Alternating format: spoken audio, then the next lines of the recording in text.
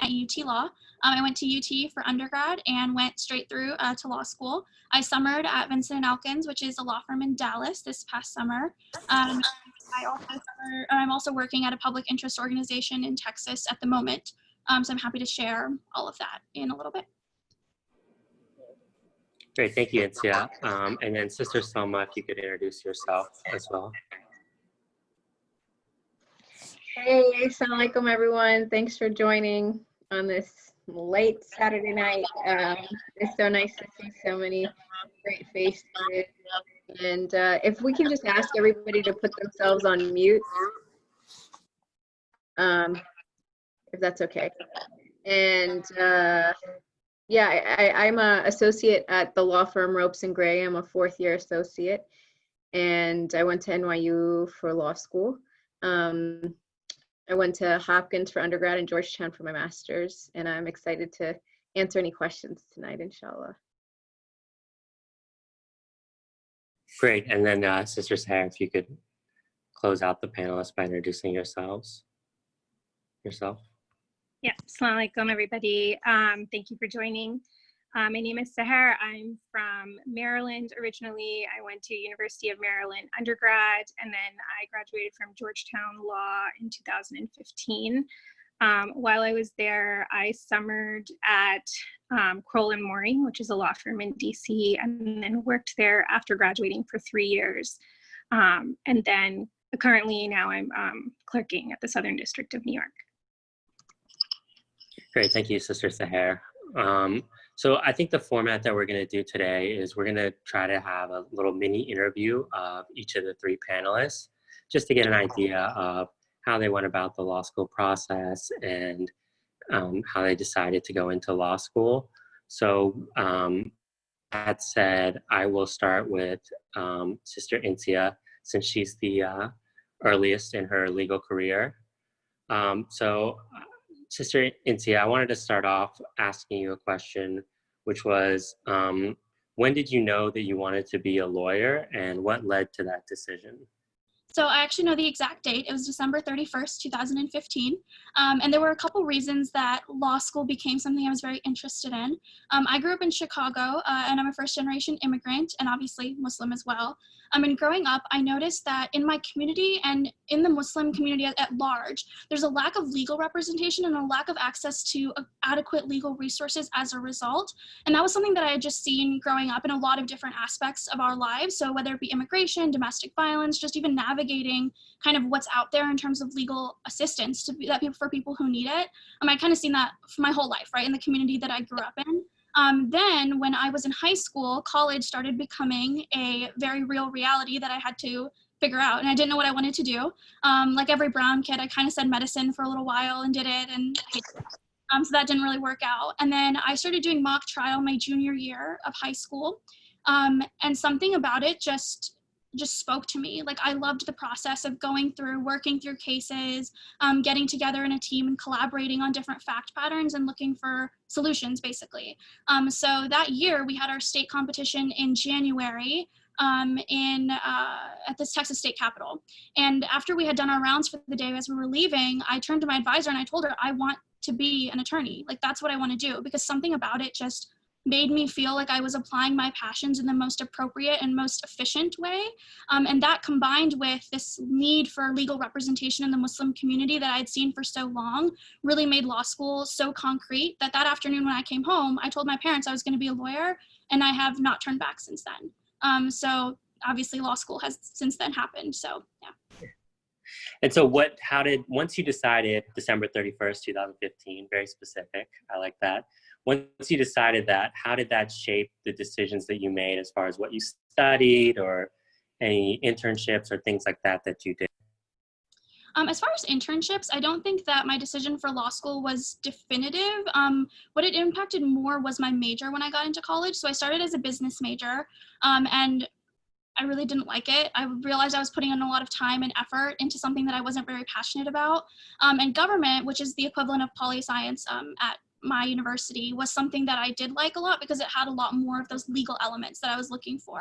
And I was able to take a lot of different types of classes that exposed me to different areas in the legal system, whether it be the judicial, legislative, or executive branches.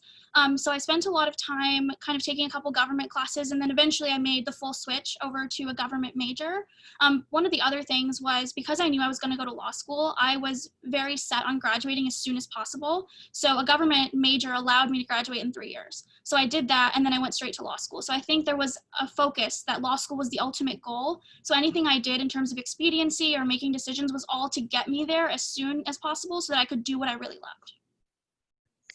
Awesome. And so once you graduated from your government degree, how did you go about the process of preparing for the Lsat, thinking about applications? Were there resources that you used? Or could you just walk through kind of how that worked for people who are potentially thinking about doing the same? Yeah. So the Lsat, I think, was the most difficult part of it. It required about 3 months of intensive study for me to get a handle on each of the different parts and be able to do them effectively, efficiently, and to score well. So I took it twice. I took it once in September and then again in November of that year. I studied with a tutor in Austin who does a class. So I studied for about 3 months consecutively, took the exam, and then I started working on my application materials, which I think was even more difficult than the Lsat, if that's possible.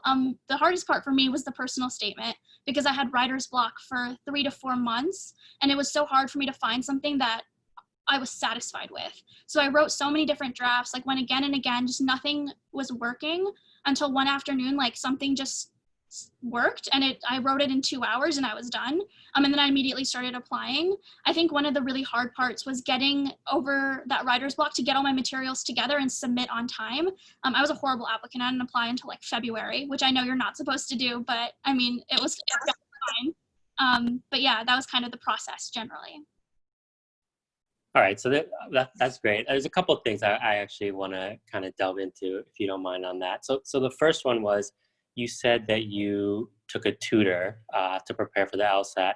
How did you feel about using a tutor versus using one of the courses such as Kaplan or the others offered? Were you satisfied with the tutor, or did you think about possibly going to a Kaplan or something like that? I actually really appreciated the tutor experience. So the way that works is they actually teach a class, but then they do individual tutoring with you in like what they call office hours, when they're going over your specific scores and your specific performance on the test. And I really liked that. And the reason for that was because I had areas where I didn't need help. Games, for example, I loved doing them. I liked doing them in my free time. I kind of still like doing them now. That was fine. But with reading comprehension, for example, I had a lot of trouble. So the tutor was able to see that like I didn't need him to spend 2 hours teaching me logic games when he could just teach me reading comprehension, because that's where I needed the help. Whereas I felt like with courses like Kaplan or even the one that Barbary offers, it's very just one size fits all, whereas you don't really get that individuality that I think can be really helpful for your own experience to get the best score that you possibly can get. Interesting. That's interesting, because I use a tutor too, and I agree with kind of every sentiment you said, except that games are the worst thing in the world, and I would never do a game again. And I love reading comprehension, but I guess that's for another time. The other question that I had for you was, do you have any advice for people who are thinking about law school, about maybe thinking ahead about their personal statement or things like that, to try to get ahead with their applications if they're still an undergrad? Would you advise that, or do you think, focus on the Lsat first and then think about your application? What would your advice be there? So for me, I took my Lsat and applied a full year apart. I took the Lsat the year after my sophomore year, and then I graduated my third year. So the third year I was working on my applications. And I think that the process of the Lsat is so intensive and takes so much of your life that you want to get that whole thing over with in a compartment and just be done with it. And then I did all my application materials separately while I was still in school doing other things and like taking classes and stuff. And I think that balance really worked for me, because I didn't want to be doing all those things at the same time. And I also think that doing the personal statement, the resume, like all those documents together is really helpful, rather than like kind of spacing them out all throughout your undergraduate career. I think you can sit there and think about all those things all at once and make them all seem really cohesive, because in addition to the personal statement, you'll have like individual essays that schools will sometimes ask you to write. And I think having consistency in your themes and your messaging is really important. So if you get down and do it together in the span of just a couple months, it's a little better than spacing it out over, more than a year, I would say. Yeah, that's great. That's great advice. I wish I'd followed that myself. So another question I want to ask you is just, I think people they want to be lawyers, but they really don't know what it's like to be in law school. So I was hoping you could go through a typical day in the life in law school back before quarantine, when you were actually kind of going to school. Yeah. And everyone had normal schedules. Yeah, so the one thing that I didn't know about law school that I found out very quickly is that they decide your first year schedule for you. So you have no control over the timing of your classes, at least at my law school, which is a little frustrating. But for me, I lived at home with my parents in Austin. So it took me about an hour and 15 minutes to get to school. So in my morning drive, I would have my coffee and breakfast and whatever. And once I got to school, I started my day with my classes. I didn't do any reading before class because I tried to get all of that done the week prior to my class to kind of keep on schedule. So after my first 2 morning classes, we would have lunch, and I'd get lunch with a couple friends, and we'd read for class and just kind of chat and even just honestly review for the classes as finals got closer and closer. And then after that, I'd have an afternoon class, and then I'd spend maybe a couple hours at the law school just doing law school stuff. So that could mean, briefing and reading for class, reviewing, outlining, kind of whatever needed to be done was what I spent those couple hours on. And then I'd come home, hang out with my family, and maybe end the day with reviewing the briefs that I was going to need for the next day. I'm just kind of keeping that stuff fresh in my mind so that when I went to class, I was ready for cold calls and things like that. Great. And for anyone that's watching that might know, do you mind just quickly explaining what cold calling is? Yes. If anyone's seen How to Get Away with Murder, I don't know who has, but that is I would say a little bit exaggerated, but pretty accurate representation of what cold calling is. The professor will call on you and they'll ask you to answer specific questions about a case, and that can vary a lot. On one hand, I've had professors ask me, do you think they did the right thing in this case? And you really don't know the answer. On the other hand, they may ask you just to go over the facts of the case, and you'll kind of have a conversation with the professor. It's not just one question. A lot of times they'll have a back and forth with you. They'll have a discussion. They'll keep trying to push you to get to the answer or the message that they're trying to send in that particular lecture with that particular case. So it's not usually assigned in advance. Sometimes it will be. They'll tell you there'll be certain days that you'll be on call, which means that those are days that you're potentially going to be called on. In other classes, it's completely random. They'll just be like, okay, I'm going to pick on Mrs. E's today, and they'll go for it. So it is a little bit scary, but it's totally manageable. I wouldn't worry about that too much. All right. Well, thank you so much, Cynthia. If anyone has any questions, feel free to drop them in the chat. And, at the end, we'll have some time for each of the panelists to answer questions. But also, I think, sorry, Sister Adai, if you want to ask a question, I think you raised your hand. That was a mistake. Sorry, carry on. Okay, no problem. But if anyone has any questions, feel free to drop them into the chat, and the speakers can answer them at the end. And then also, you can feel free to contact any of the speakers, if you want to talk to them online as well. I believe they're all willing to participate. So with that, I think we'll move to our next panelist, Sister Salma.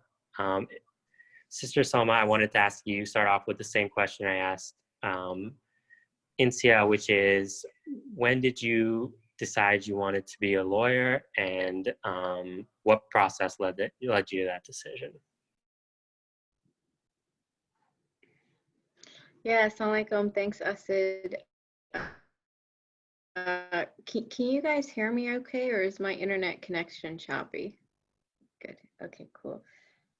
So I knew when I was growing up, when I was a kid, I wanted to be an attorney or a lawyer. I remember when I was in elementary school, when there would be fights between students who wanted to use the monkey bars, and obviously the bullies would skip the line and be mean to the other kids. I would always kind of be in a role of a defender, and I thought I wanted to be a lawyer. And my dad always tells me when I was in middle school, I would tell everyone I wanted to be a civil rights attorney.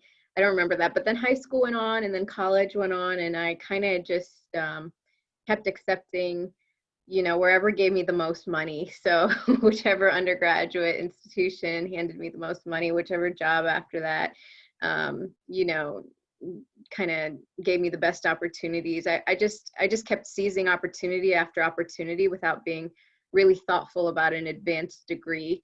And it wasn't until I became really vested in my last job when I was working for the US government under President Obama that I realized my voice was limited if I wasn't a lawyer.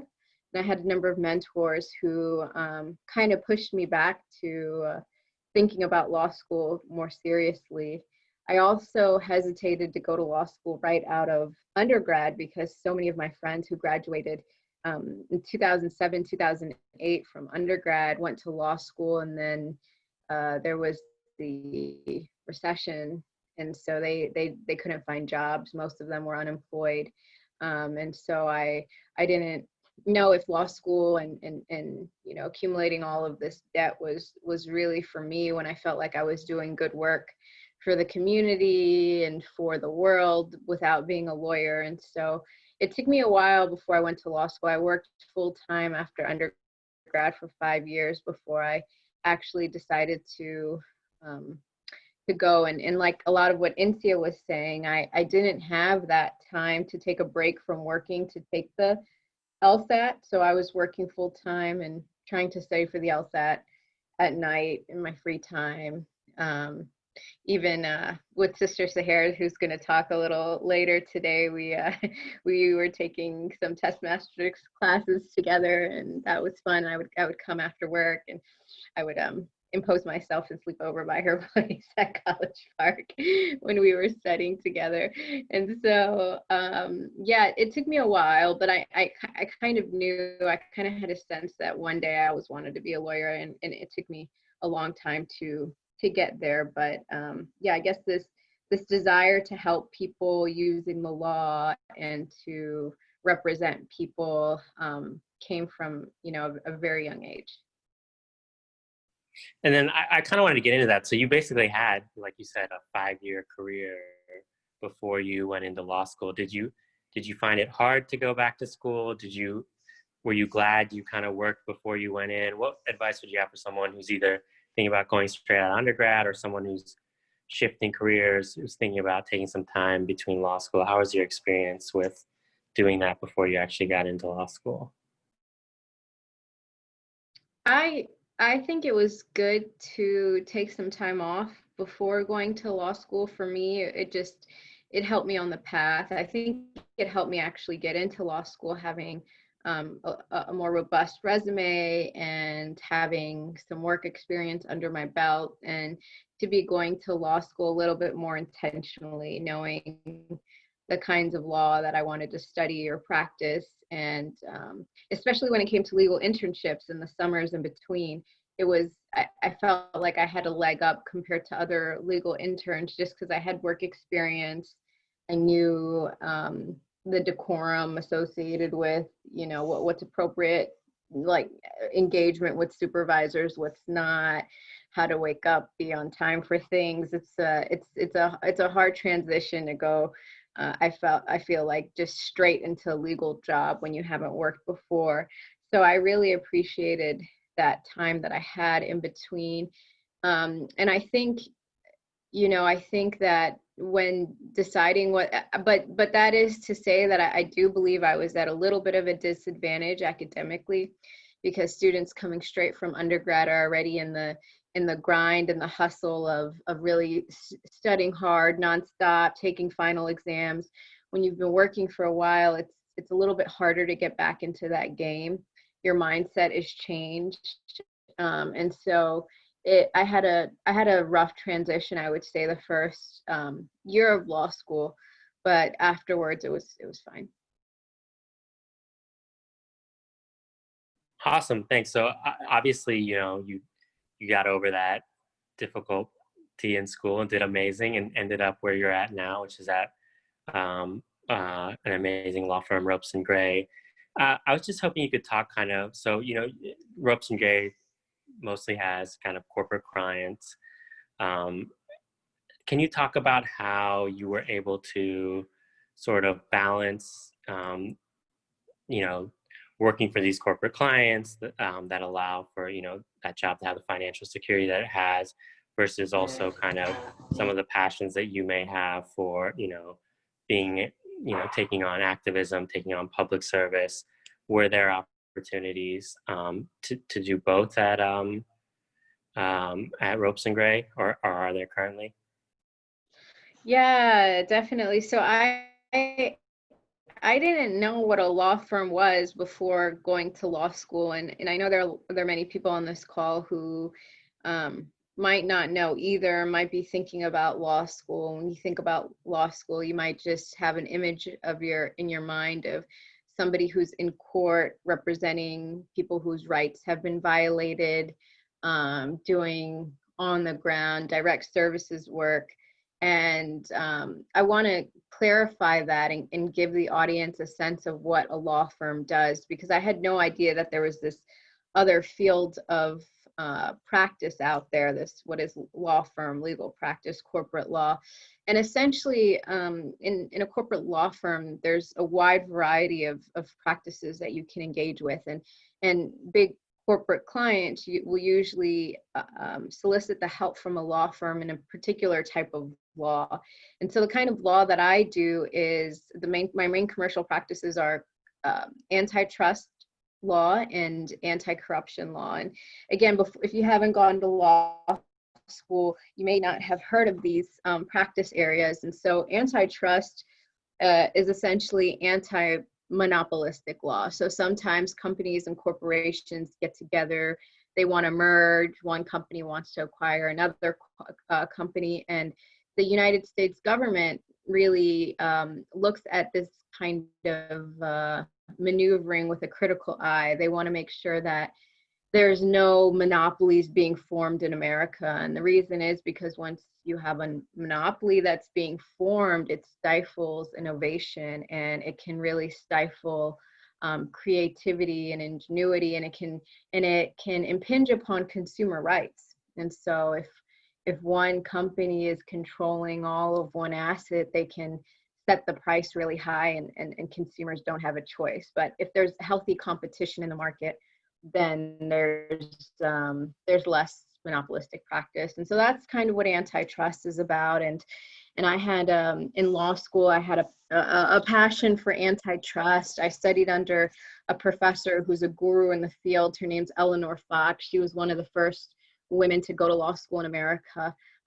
She's amazing if you look her up. And I had written one of my papers for law school, my A paper, on monopolistic practices of an Israeli company called Ahava that was stealing natural resources and minerals on Palestinian land, and then kind of having a monopoly over all of the natural mineral kind of beauty products in the region.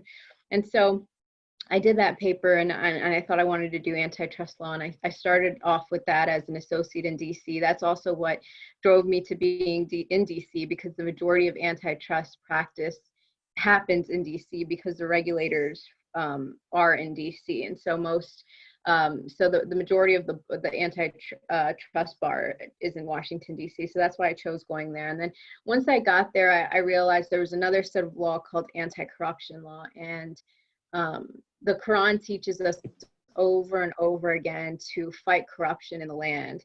And it's really interesting how I think when we think about corruption, we think of, or any type of misuse of resources happening in America, we think of things happening on the ground or somebody stealing something. And, we have a blind eye to this kind of corporate corruption that is happening all the time. And so I started practicing anti-corruption law. And anti-corruption law, I was really blessed because some people think I'm at a big law firm and I'm doing anti-corruption law, which they assume means that I am defending these corrupt companies that are being prosecuted by the Department of Justice. Well, actually, there's sometimes a middle ground, which is where I sit. And that is when a company has engaged in bribery or corruption, and the DOJ decides to go after that company. And then they engage in what's called a deferred prosecution agreement. So the DOJ says, listen, you have been engaging in corruption, but we won't prosecute you yet because it seems like there may have been a cultural difference or a reason you engaged in this corruption without really knowing the US laws and the Foreign Corrupt Practice Act. So we'll give you a few years to get your act together and to weed out the corruption that exists in your company. These are usually foreign companies who are engaged in the corruption. And so I was blessed to be a part of one of the most high-profile monitorships in U.S. history, and that a monitorship is where the Department of Justice will appoint a third-party neutral monitor, and say, you know, why don't you investigate this company, look at their corporate governance practices, and then give them a list of recommendations so that their compliance regime can become stronger.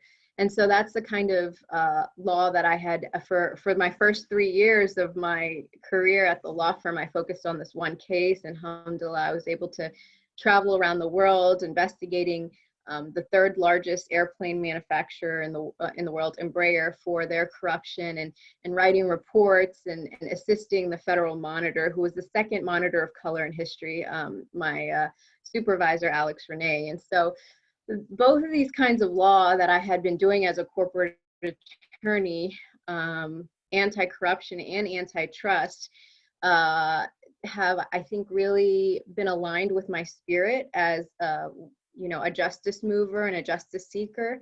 And I've been blessed to be positioned at a law firm where I haven't yet had to do anything where I'm ethically opposed to what I'm doing. And so I'm really grateful that I'm getting paid to do work that is really, you know, that really is moving the needle on justice and corporate and the rule of law and corporate governance. And aside from that, I do a lot of pro bono work that is more directly related to civil rights and human rights. I've worked for prisoner rights in US v. Nunez, which was a landmark prison reform case out of New York City against Rikers Island. I worked on gay rights in Utah, and I have a number of different asylum cases. I have 3 that are at different stages of litigation right now. And next month, I'll be arguing in the Ninth Circuit for one of my asylum cases.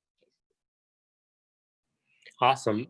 So I just want to finish off with the same question I asked Cynthia, which is, what is a typical day in the life as a law firm lawyer pre-COVID? Kind of, how does your day schedule look? What are the types of things you do?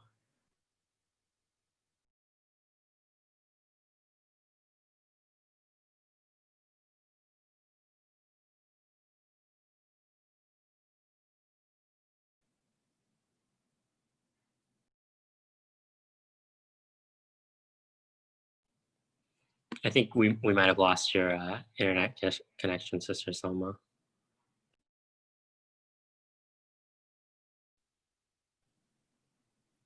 Or maybe you're on mute. Oh, okay. So I guess the typical, oh, it's saying my internet connection's unstable. I'll try to go, and then I can hop on after this on a different computer. So it's hard to describe what a typical day in a law firm associate's life is like. And once you all start practicing, I think you'll realize this, because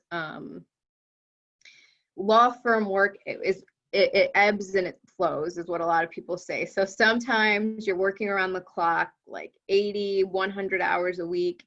And then another week, you might just be working 20 hours. And so it ebbs and it flows depending on your caseload and depending on where you are in litigation. I'm a litigation associate. There's also usually 2 tracks: corporate transactional work, where you're not doing work in the courts, but you're kind of doing a lot of compliance work and writing forms and getting corporations incorporated and helping that side of things. And then there's litigation work, and I'm a litigation associate. So my my workload is it just varies from day to day, and and from week to week. And so there's no real typical day. I can tell you though, as like a first or a second year associate and pre-COVID and I'm now a mid-level associate, and mid-level associates really are tasked with both managing up and managing down. So managing junior associates, trying to get them trained in the law, trying to get them trained in their work product, giving back feedback, and managing partners, and making sure that they get their work in on time, and that they know what their the next thing on their task list is to do, and ensuring that they've read the material so that they're ready to argue. And so being a mid-level associate is really challenging, because you're in the space of double management, and you have your own work to get done.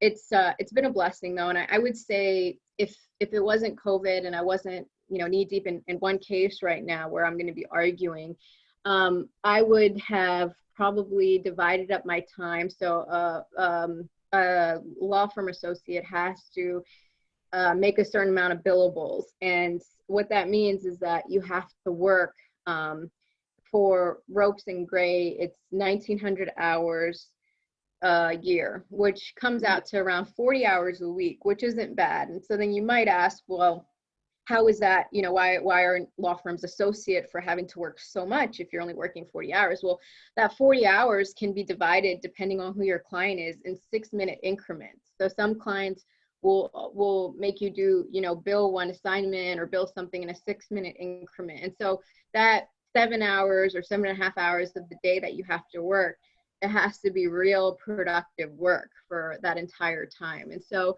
I would say a typical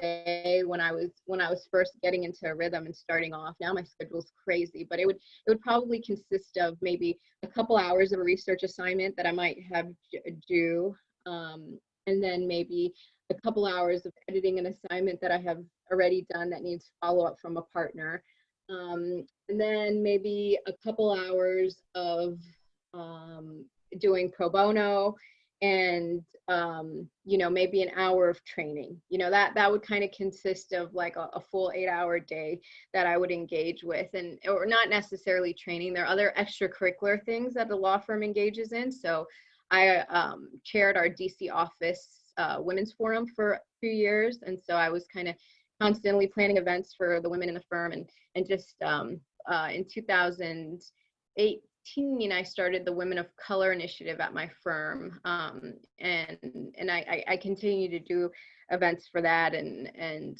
so there's a lot that can be done in law firm work. And then there's obviously, if it's the summertime, you have to go to summer lunches with summer associates, and you have to get them trained up. And so that 7 hours of real legal work you have to do in the day constantly gets interrupted by other things you have to do as an associate at the firm to be, part of the culture and the life of the firm. And so my advice to people who are going to be summering, or who are going to be working at a law firm long term, is to be able to split your days in a way where you can have one day dedicated to research and writing and focusing on that. Another day maybe for all the meetings and calls you need to have.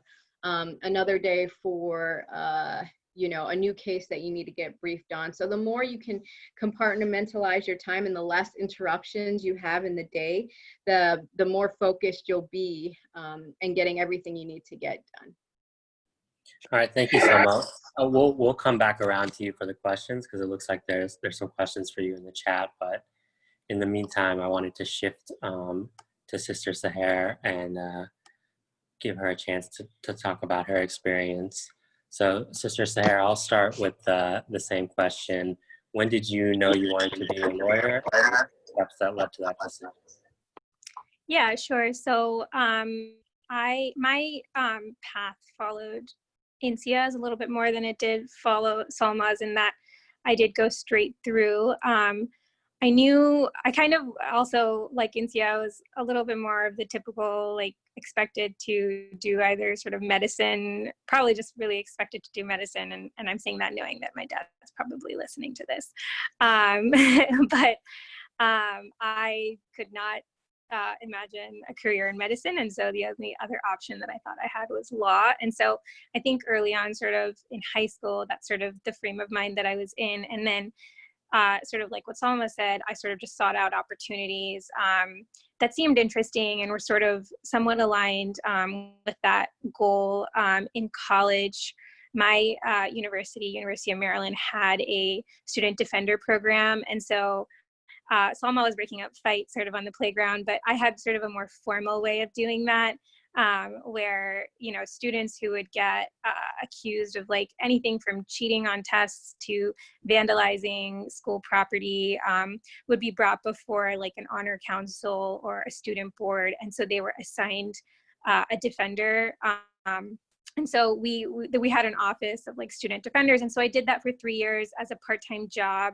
I think like the first year I got credit for it, and then I was sort of doing that as on a part-time job basis, and essentially acting like a lawyer in college.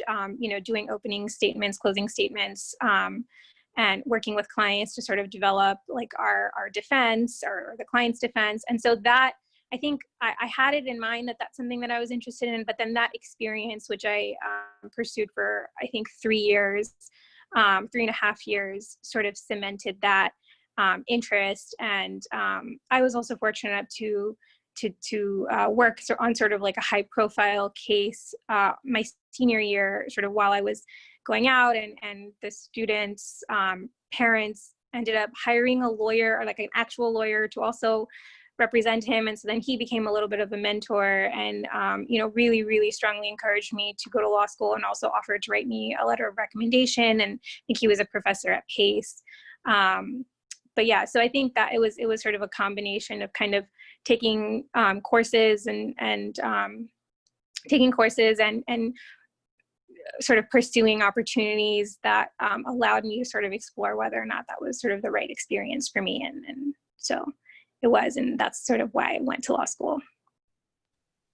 Awesome. So once I want to be mindful of time, so I want to kind of talk about how your experience is different than the others. And I think one way is that you're, you know, currently a law clerk. So I was hoping you could describe what it is a law clerk is, in case anyone doesn't know, and what their role is. Yeah, I think that's actually a really good question to sort of talk about just on the most basic level, because when I went to law school, sort of echoing what Insia and mostly what Salma said, is I sort of went into law school not knowing anything about what a law firm was. I definitely didn't know what a clerkship was. And I think I found out, and I think I've talked to Salma about this, I found out what a clerkship was after it was too late to apply, which is usually around your second or third year of law school. And so that's actually why I ended up working at a law firm for a few years before clerking. But essentially the role of a law clerk is, so you have, I mean, the whole purpose is to argue your cases before a judge, before a decision maker. And so the judges in both state and federal courts have enormous caseloads. And so in order to work through sort of their pile of cases, or work through their docket efficiently, they hire 2 to 3 people who either have just graduated law school, or some judges have a requirement that they that their law clerk have worked for a few years, which my judge had a requirement that I think she requires at least 2 years of post law school experience. And so the role of a law clerk is essentially you work very, very closely with the judge. I'm one of 3, and so I work for a district judge in the Southern District of New York, and she has told me, I mean, she hires her law clerks. The purpose of a law clerk is to really sort of dive into the cases that were assigned. So we're each assigned 1/3 of her docket, and we sort of do the research and dive into the facts, and then make a recommendation to her as to how she should rule on civil motions, as well as in criminal proceedings, which I can sort of elaborate on a bit. But essentially the role of a law clerk is to do the judge's job in a way, in the sense that you're recommending what decision you believe the judge should make. And then sometimes she agrees with me, sometimes she disagrees with me, sometimes we have a conversation on it. Sometimes, you know, she tends to disagree with me, and then I push back because I feel very strongly about her reaching a particular outcome. And so I'm really just sort of kind of like an advisor in a way. Great. There's a couple of things I wanted to hopefully unpack there. The first one was you mentioned kind of not knowing sort of what's out there in the legal field as far as jobs and stuff. Do you have any advice now that you're a lawyer on someone who's applying on ways they can kind of figure out, you know, what career options there are, what the different things are that they can do as a lawyer? Yeah, I mean, I think, well, for one, I think joining panels like this is really helpful. Again, when I was in law school, there wasn't anything like this. I don't think I could even count on one hand how many lawyers I knew in our community. And so trying to sort of do informational interviews with any lawyers that you know about what kind of work they do and how they got there, what their career path was. Also, I think reaching out to your schools, well, I guess so. If you're an undergrad, you haven't gone to law school yet. So I would really say, I mean, just trying to sort of network at this stage is really great. Even your undergrad's alumni network probably has lawyers. So if you go to the alumni office and ask to talk to, you know, a practicing attorney who graduated from your university, I think that any practicing attorney would be more than happy to talk to someone who's an undergrad. It's just a sort of, you have to make it a goal to gather mentors and to really just do as many informational interviews as possible. And then again, like trying to take classes with professors who are teaching maybe political science and might know people who can connect you. They can connect you to, I think that's sort of the best way. And that's something that I didn't do and didn't really think to do and didn't have that guidance when I was an undergrad. And just a plug, if you're also looking for informational interview opportunities or mentorship guidance, feel free to email mentorship@ambalegal.org, and we will certainly connect you. The other thing I wanted to talk about was, you know, you mentioned that being a law clerk is a temporary job. Can you kind of go into why people take the job, what they kind of do after they leave? Sort of why this temporary job is beneficial other than the experience of getting to work so closely with the judge? Yeah, so usually law clerkships are 1 year. I'm actually in a unique position where I'm in a 2-year clerkship just based on what my judge prefers. And there are state and federal court clerkships, so you can work for a state judge or a federal judge, or there are also sort of specialty courts that also hire clerks. The reason why a clerkship, for anybody who's interested in litigation versus corporate law, and I think Selma sort of did a really good job of explaining, I think, a little bit about what litigation generally is, but really it's just, if you can imagine yourself arguing a case on behalf of a defendant in court or a plaintiff, either side of the controversy. If you can imagine yourself representing someone before a neutral decision maker, then that's sort of what litigation is. Anybody who's interested in litigation, a clerkship is probably the best possible training that you can get, because you are literally being brought into sort of the inner circle behind sort of what happens, you know, inside of the judge's chambers. And so you are getting to really talk through decisions. I mean, essentially, like I said, you're advising the judge. So you're kind of getting a very unique opportunity to look inside of a judge's brain and sort of see how decisions are made, you know, behind the bench. And so that training is, it's really invaluable going sort of back into the legal field, because, you know, now I can say that I have sort of seen how lawyers represent their clients and how the judge views their lawyering. So when I leave this clerkship, I think it's going to make me a much better advocate, because I know, you know, how a judge sort of thinks. And so if I can cater, you know, to that and sort of implement what I learned during my clerkship into my advocacy, in my practice, I think it's going to make me a better lawyer. So ultimately, it's the training aspect of it that's kind of really, if you have an opportunity to do it, I think any lawyer who's in litigation would strongly recommend that you do it. Awesome. Well, I want to open it up to some of the questions that are in the chat. So I think I will start with the question that we received from Sister Zara Abbas, and I'll open it up to any of the panelists, which is, what advice do you have for undergrad students that want to take the first steps for law school, LSAT, and application tips? Maybe if you guys could each give one piece of advice that you would have for someone applying for a law school. I'll start with Sister Incia, since she's the most recently applied.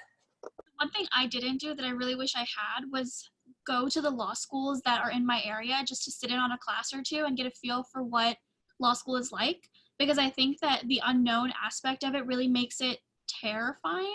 And I think if you get a feel for not only what a general law school class is like, but also what a particular law school's culture is like, you'll be making much more smart decisions in where you're going to apply and how many schools you plan to apply to and things like that. So I think those sorts of things will make you get a better mindset before you start applying and have a good feel for what the law schools have to offer. Great. Sahar, I don't know if you have any tidbits of advice that you would give.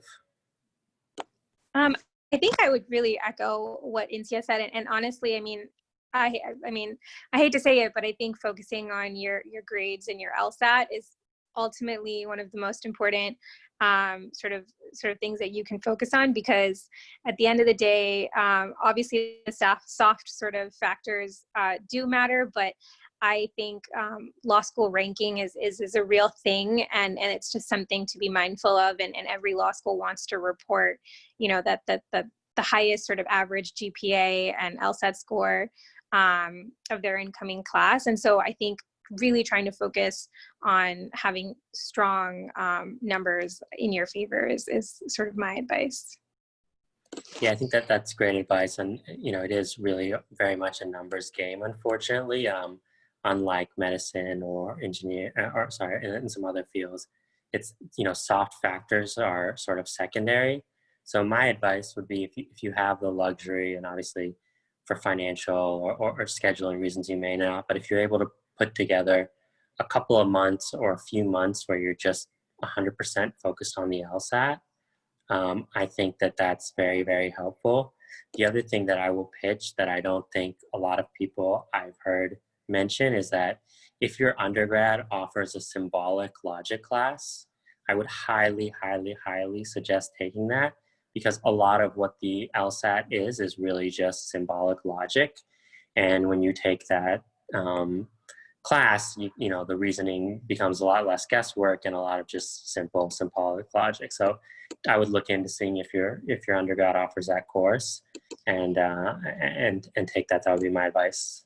I want to jump to Sister Salma. You got a specific question regarding how you're able to balance your firm work with your pro bono work, both time-wise and sort of in the experiences that you're getting, and that it seems like they're, at least on their face, fairly different. I don't know if you could talk about that a little bit. Definitely. And I'd also like to add to the last question that if you feel like you don't have the LSAT score that you'd like to have after you've taken the LSAT a couple times, or you went through something hard in undergrad that you don't have the best GPA, I would just really encourage you to just apply to your dream schools anyways. And yeah, you might get rejected. There's that saying, shoot for the moon and land amongst the stars. And I think like what Sahar and Inti are saying is that numbers matter so much, and it's so true. I think when you apply in the cycle really matters as well. I actually applied on the deadline on February 15th, and I got waitlisted at Harvard and Stanford and all the schools. And so then, I waited all summer to see if they'd let me in. And then ultimately I just I just went to NYU because God has a plan, and they accepted NYU and Columbia accepted me right away, even though I applied on the deadlines. And so do not do that because the classes were already full. They even gave me conditional acceptance for the following year, some of the top 3 law schools, and I wanted to get started right away. I don't regret my path at all, and I promise you won't either. Just a fun story that I met my husband, the love of my life, through a friend at NYU Law. And had I not gone to NYU Law, I would have never known that friend, and then I would have never been introduced to my husband. And so, God has a plan for everyone, no matter which law school you go to. It's not the end of the world, and inshallah, just apply to wherever you want to. And if there's weaknesses in your application, AMBA has such amazing attorneys and lawyers who can help you strengthen other parts of your application to try to overcome those weaknesses, inshallah, at least give you advice on how to do that. And just a little plug for AMBA. So the American Muslim Bar Association was really started as like an alternative voice for Muslims, particularly minority Muslims, who felt that there was no strong voice for kind of these really important issues in American legal discourse. And we wanted to, rather than Muslims being all about assimilation and networking, which is really important, we also want to be a voice of justice. And many of us are inspired by the Ahlul Bayt, the Prophet's family, and they always, sacrificed career and and family. They always sacrifice for this idea of justice and speaking truth to power. So AMBA tries to emulate that, and AMBA's leadership board is set up in such a way that there's always, hopefully, inshallah, going to be 4 main chairs that have co-chairs who are law students, and so the organization itself can help build up that next generation of leaders, so that there's that personal mentoring happening between the chairs, and support, because it's I've learned so much from our students who are in law school and undergrad. Insia, Kanza, Mahmoud, I mean, I learn from you guys every day, and you guys are so fast and so good at what you do, mashallah. So yeah, we're blessed to have you guys on board. Now about the pro bono question. I think it's really hard to balance everything and to want to do everything, and now I'm a new mom, and it's even harder to balance. I think before, the way I balanced it is that I just didn't really have much of a personal life, and I think my parents are on the call and they can attest to that. At family Thanksgivings or Christmas, I'm always just doing work, and I'm used to that, and I love working. But now that I have a daughter, it's like, well, if I'm neglecting her for work, that's a problem, because you need to develop another little human being in the world. And so I think it's a learning process to balance. It's always a learning process, and I'm always learning more and more. The higher I get in my career, and the more things get put on my calendar and my schedule, and the more like caseload, alhamdulillah, we are creatures that are able to adapt to our ever-changing circumstances. And there are things that I did as a first-year a first-year associate that may have taken me 2 or 3 hours that I can now do in 15, 20 minutes just with fluency. And so there is something to be said about this, that this is a practice of law, that you're always practicing, you're always growing, and you're always getting better at it. So it's not stagnant. And so I think it's always hard to balance, but you'll get better at it. And I think what will help you on the outset, if you really want to go into private practice for whatever reason. Some people want to go in because they have loans to pay off, and big law has amazing salaries. Some people want to go in because they feel that big law has great training exposures that other public or nonprofit sectors don't have. And I can attest to that Ropes and Gray's training program for young associates is really robust. And so whatever your reason for going in, if you know that you want to be doing public interest work while working in big law, I would suggest applying to law firms that have really great policies on pro bono work. So Ropes and Gray, for example, we don't distinguish between pro bono hours and billable hours, meaning that I have to bill 1,900 hours for the whole year, but it doesn't matter if a good number of those hours are pro bono hours. Now, you know, if it's getting like to be 30-40% of your time is pro bono, you might get a little slap on the wrist because you're getting paid to do the company's work and you're using all your time doing pro bono. But that's not to be said. Like 20%, 25%, I think is really acceptable at many firms for pro bono work. Now, there are other firms that have a cap, and they say that you can only do 100 hours or 200 hours in your entire year on pro bono, and the rest has to be dedicated to commercial matters. So really doing that research ahead of time and knowing where the firm stands on pro bono work will help you have more of the lifestyle that you want to have. And I can tell you that you know, alhamdulillah, I feel blessed that both my commercial work and my pro bono work really ignites my soul and my heart. But I know there's a lot of Muslims who, you know, or non-Muslims that are just in a law firm, and the commercial work they do isn't as invigorating. And so they really lean heavily on their pro bono work to give them that sense of meaning. And so depending on which practice area or where you want to end up going, again, that's even more reason for you to go to a place where pro bono is really supported and taken seriously. And Ropes and Gray, I can tell you, is one of those firms. If people are interested, make sure, or when early interview week comes up, make sure to apply for Ropes and Gray, inshallah.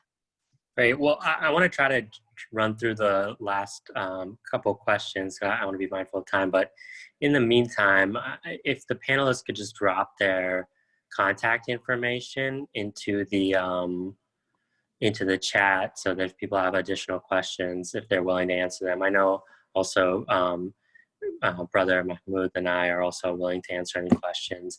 So one of our questions is what advice that we would have for someone ages 11 or 12. And it's actually, I'll take this one, and it's actually similar advice that I would give to anyone that's in undergrad, which is to, you know, think about, you know, join panels, do things like this that'll give you an opportunity to learn about the legal field, but also make sure you learn as much as you can about everything else that's going on in the world and in a wide range of subjects. Because unlike being a doctor where you're, you know, if you're, you know, focused on your one part of the body and all that matters is that part of the body, the legal field intertwines with every other thing that goes on in the world. And to be a good lawyer, you really need to know and have a passion for learning about tons of different subjects. And so the more you can learn about just everything generally, I think is helpful to make you a better lawyer. So don't, you know, I would suggest never closing yourself off to just focusing on being a lawyer at the expense of learning about other subjects and developing those subjects as you go along. So another question in the chat was how you decided to go into the type of law that you wanted to go into.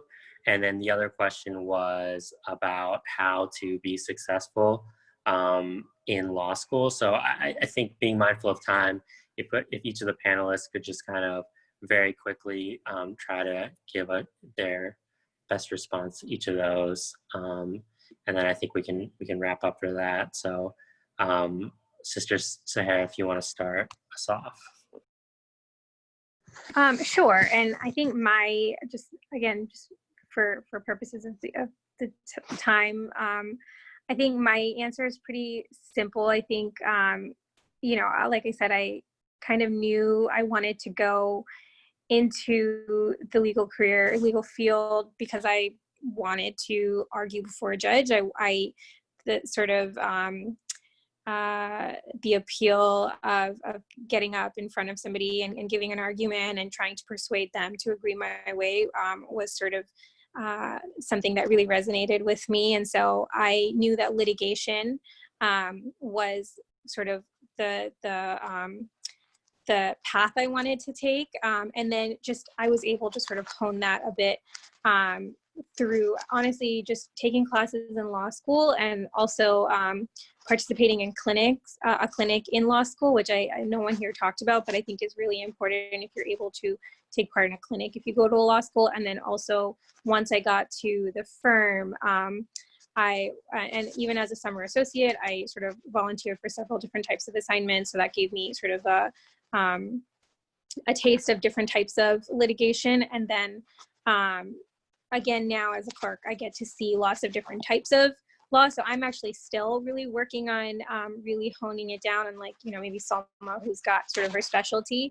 But I do think that at least as far as knowing the difference between litigation and corporate, if you, sometimes that's a personality thing. And so if you understand the difference, you might kind of know off the bat sort of where you want to go in that, and then using experiences in classes in law school and opportunities to sort of to narrow that focus down. And before we go on, I said, I'm going to ask you also at the end to talk about corporate law really quickly and how you sort of knew that that's what you want to do, because that is very different from what Salma and I do. So at some point, I think you should address that. Sure, I can talk about that right now, I guess, if I'm being put on the spot. But so for me personally, you know, unlike Selma, you know, I was not necessarily the person in the playground who wanted to, you know, defend people and argue for their rights. I was more the personality who was trying to have everyone be happy, everyone kind of come to a peaceful decision. You know, I went into law school kind of actually knowing I didn't want to do litigation, partially, you know, personality wise. I didn't want to necessarily engage in the adversarial nature of it.